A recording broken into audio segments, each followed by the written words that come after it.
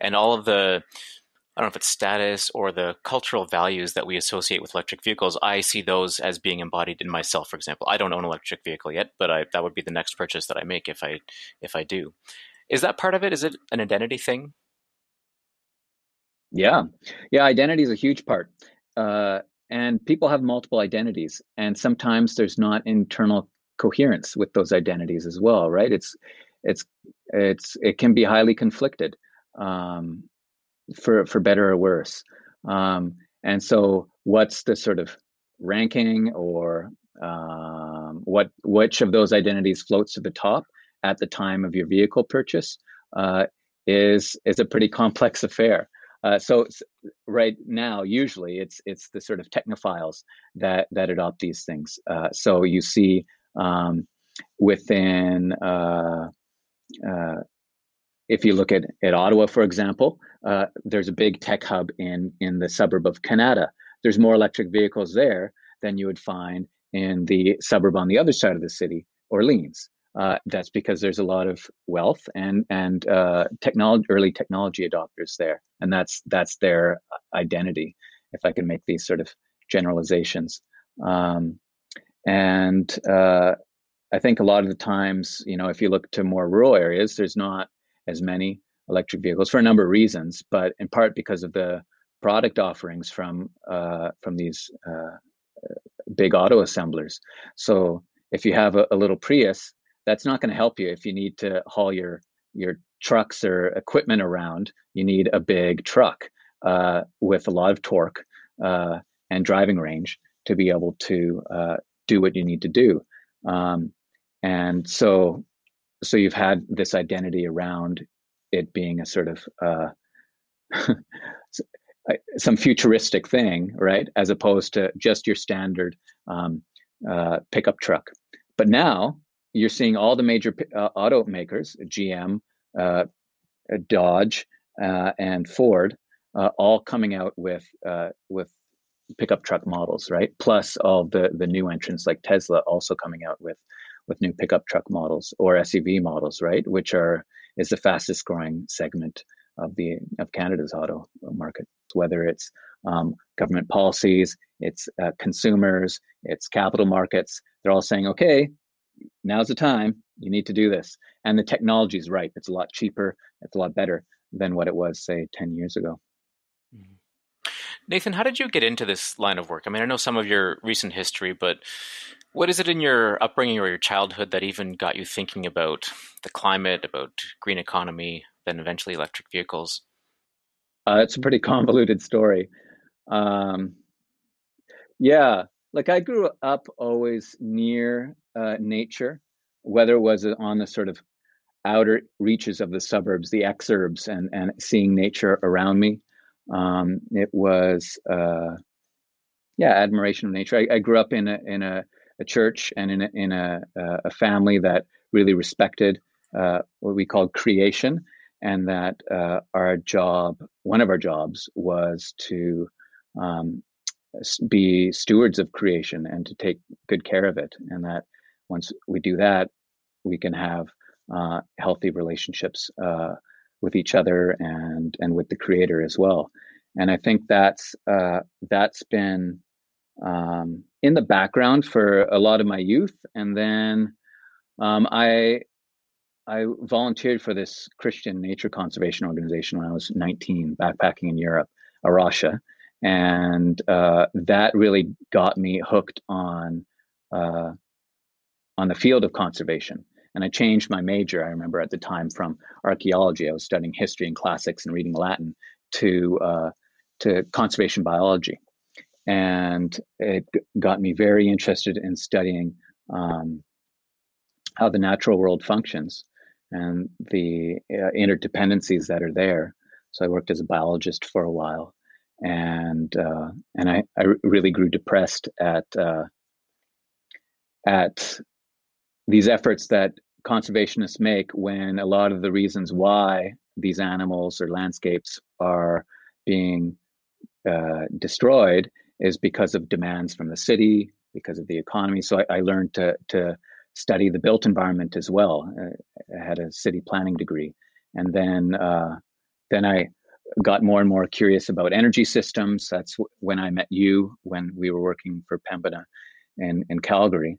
Um, and then I started understanding, okay, it's not just cities, it's not just the economy in general, it's specific elements of society in particular that are profiting from how society and how our economy is currently functions. So I wanted to understand how power is mediated through our economy, how it impacts our natural world.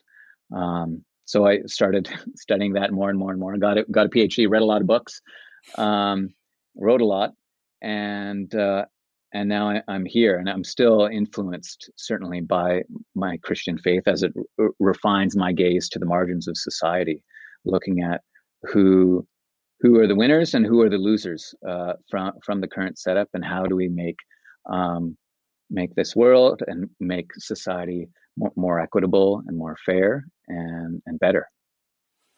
Yeah, I share that same connection between the faith and caring for creation that's foundational for me. And I don't fully understand actually how people could not see those as connected. So this, the prosperity gospel that says all sorts of things about how people should be acquiring wealth and accumulating wealth, is a really contorted reading of the scriptures, in my view. What do you say to people who don't see that caring for creation is an essential part of the Christian tradition, or that it should be an essential part of the Christian tradition?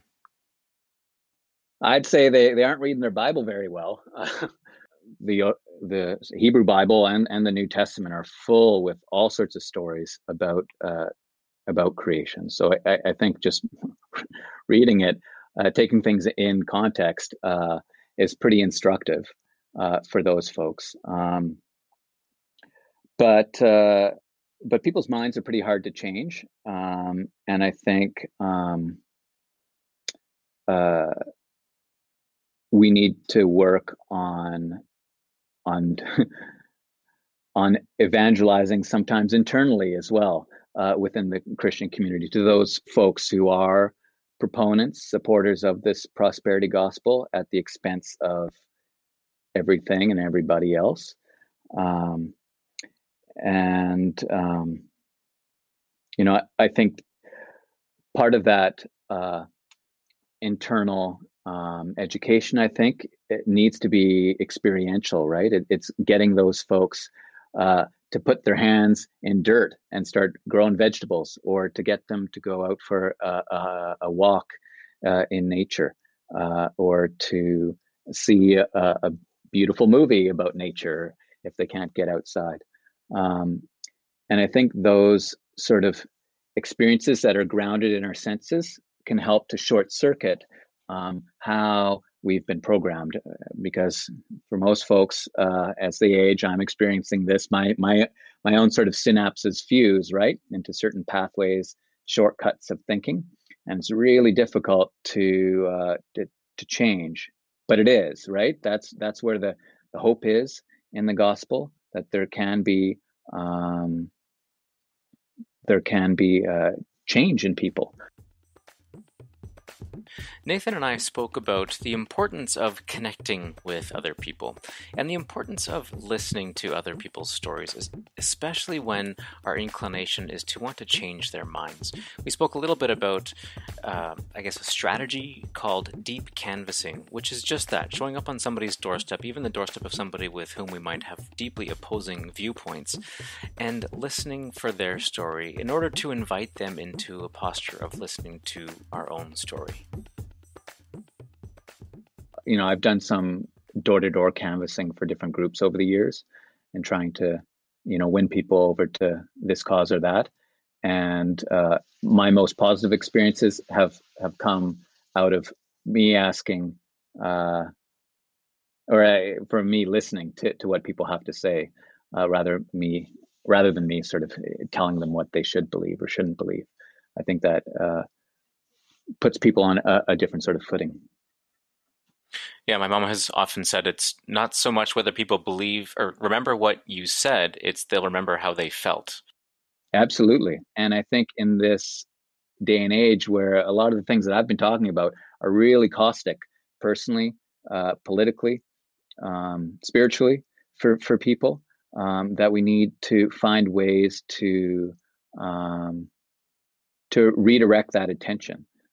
It's not saying that these are easy conversations or challenges to work through. They're the toughest humanity's ever faced, but we need to find a different way of solving them. Nathan, this has been awesome. I feel like I could ask you questions all day long, but maybe I'll let you go for now, and maybe bring you back on at some other point if you're open to that. Great. Yeah, I'd be happy to. Thanks, Greg. Many people like Nathan have been working on greening our economy for a long time. They've been working on finding new ways to participate in managing home and improving quality of life for people and for the planet for a very long time. And whether that means transitioning from an internal combustion engine to electric vehicles, or whether it means more intense carbon pricing, or name your intervention here, a lot of those trends are already underway. We are moving by and large in the right direction. Of course, we still have a lot of work to do and a long way to go. And we as citizens, as voters, as shareholders, we have to stand up and ask for and demand the kind of world that we want to see. During this pause, whether it's quite as significant as I think or not, this is a time to reevaluate what's most important. We need to be participating in actively shaping the kind of economy that we want and that our planet needs.